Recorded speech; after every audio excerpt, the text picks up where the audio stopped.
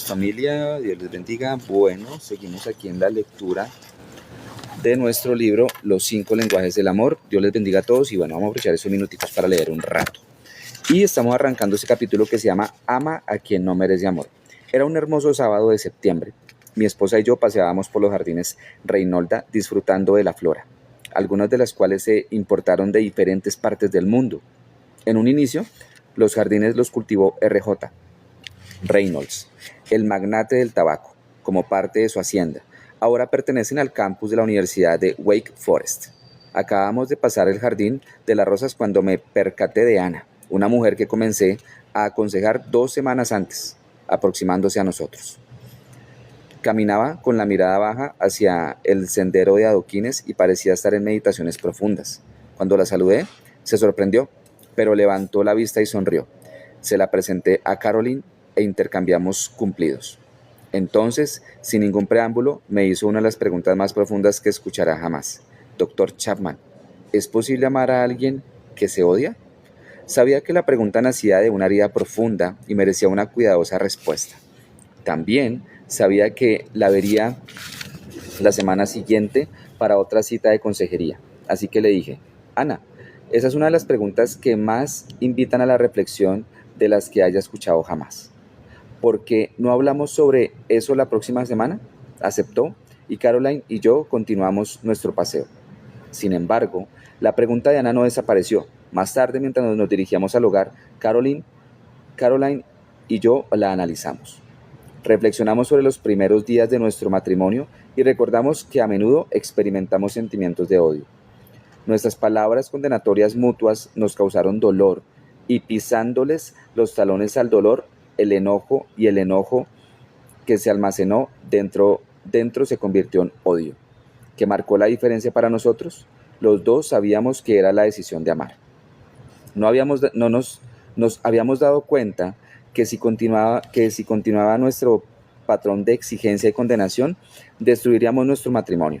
Por fortuna, durante un periodo de 1 año, habíamos aprendido cómo discutir nuestras diferencias sin condenarnos el uno al otro, cómo tomar decisiones sin destruir nuestra unidad, cómo hacer sugerencias constructivas sin ser exigentes y, al final, cómo hablar el lenguaje primario del amor del otro.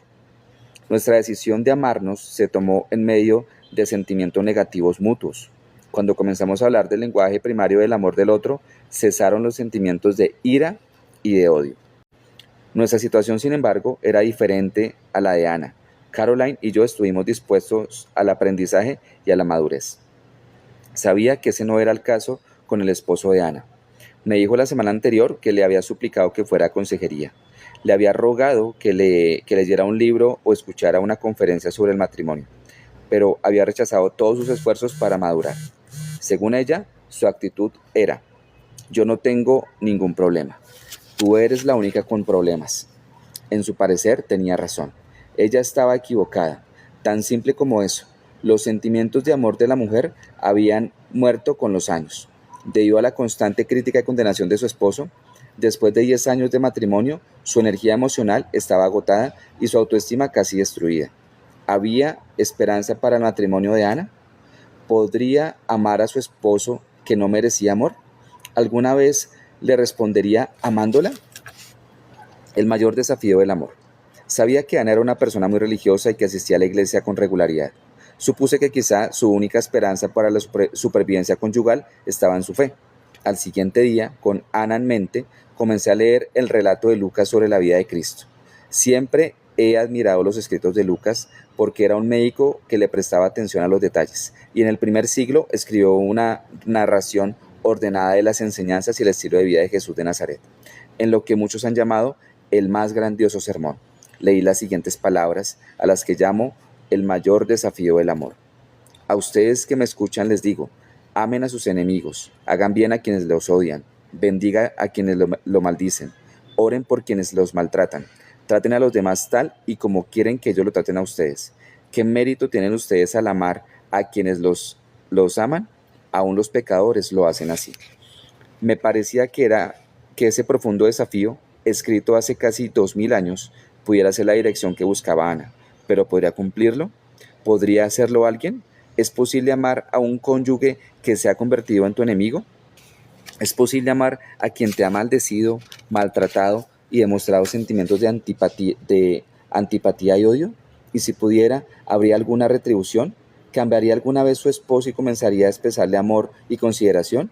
Estaba asombrado por estas otras palabras del sermón de Jesús. Den y se les dará.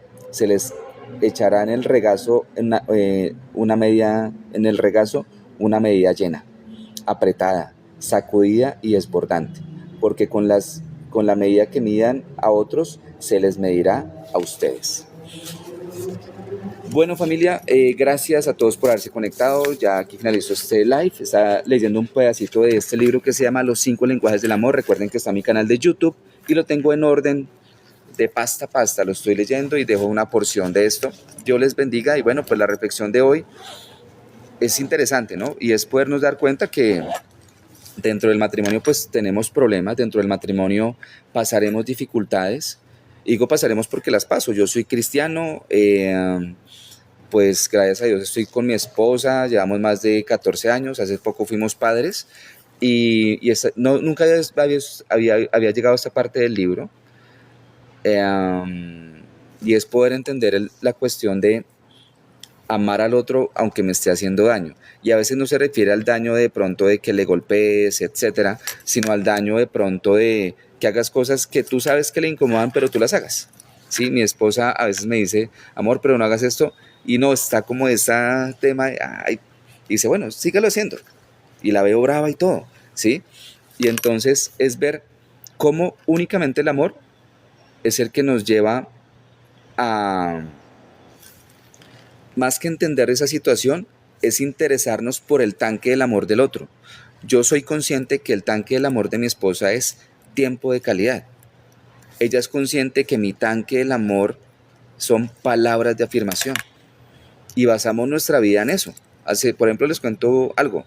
Ayer estuvo una cita médica acá, tenía que hacer un temita por acá.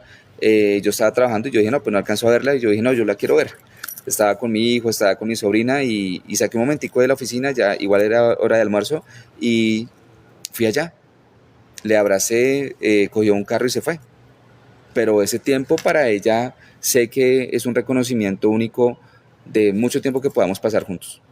¿Sí? Porque di esa milla, porque era un poquito lejos, porque estaba haciendo un solazo increíble, yo me traje un buzo de lanita y con ese sol encima, y yo me devolvía, yo, no, qué incómodo, pero me doy cuenta ahorita reflexionando que por amor a tu cónyuge, pues haces cositas chéveres. Pero bueno, familia, me despido. Dios les bendiga, un abrazo, que tengan un bonito día y vamos a orar. Amado Dios, gracias Señor por este día de hoy, Señor. Gracias Padre, porque por medio de este libro hemos entendido que a veces se nos dificulta amar al otro cuando nos lastima, pero de lo que tenemos que ser encargados es que tú nos muestres el tanque del amor del otro, Señor, y que saciemos ese tanque, Señor, para que esas dificultades y ese ánimo de pronto de herir no lleguen a nuestros pensamientos y ni siquiera a nuestras acciones, Señor. Síguenos guiando, Señor. Oro por cada persona que está aquí conectada, Señor. Oro por su vida, Señor. Oro por su relación matrimonial, por su decisión, por ese novio o novia que tienen a su lado, Señor, para que realmente, por medio tuyo, Señor, se puedan dar cuenta si son personas de bien y personas que los van a hacer crecer a ellos. Solo tú tienes el poder, Señor, de poderles mostrar qué persona realmente vale la pena y que esté a su lado, Señor. También hablar de amigos, de personas que nos rodean. Gracias, Padre amado, por este día de hoy y lo colocamos en tus santas manos. Amén. Bueno, familia, Dios les bendiga. Gracias por su compañía. Perdón el ratico, me conecté como 15 minuticos, pero para mí es oro que haya 10 personas aquí conectadas. Síganme y en mi canal de YouTube está el libro. No completo, estamos leyendo paso a paso. Les quiero mucho. Dios les bendiga. Bye, bye. Gracias por sus me gusta, les quiero con todo mi corazón y ahí estamos en contacto. Muchas gracias.